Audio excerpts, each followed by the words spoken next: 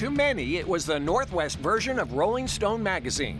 The Rocket chronicled Seattle's music and art scene for over 2 decades. Not bad for what started as an insert in a now defunct newspaper back in 1979. The main goal was to cover the type of music that literally was not being covered by any other publication in Seattle. It just wasn't being covered. John Keister and Charles Cross were both editors of The Rocket. The magazine's early years were spent covering up-and-coming bands, visiting Seattle for the first time. The Police, on their first tour, we have photos of them reading The Rocket. We interviewed them. Def Leppard came by, and they were so young, but this reporter had said, these guys are going to be huge. We frequently saw these acts before anyone in the country, and we got a lot of access because of that, because they were just brand new here. By the late 80s, Seattle's local music scene was exploding, and The Rocket was on the front lines of a musical revolution.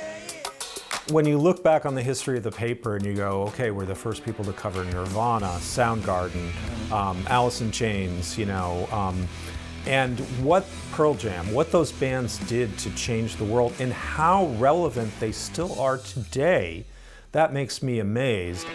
At its peak, The Rocket had a circulation of 150,000. But by the turn of the century, the end was near. The internet had just developed.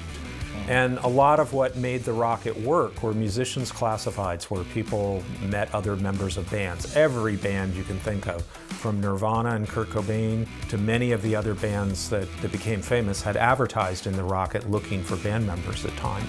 The internet may have contributed to The Rocket's demise, but today it's helping bring it back. All 333 issues have been posted online. The process of digitizing it was quite complicated. I didn't have every rocket. John didn't have hardly any rockets. I didn't have any. The University of Washington was essential to this, and also the state of Washington's Department of Secretary of State has a digital newspapers initiative. They put the effort to scan and digitize this. They thought of it as a cultural good for people who grew up in this state, and I was very pleased to work with them on it, and they did a lot of work.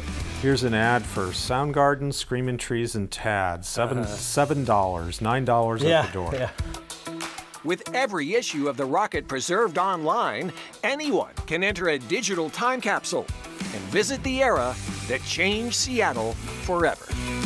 This cultural artifact is really all of our history. It's not just my history or John's or all the other people that work for it. It's really a history of Seattle.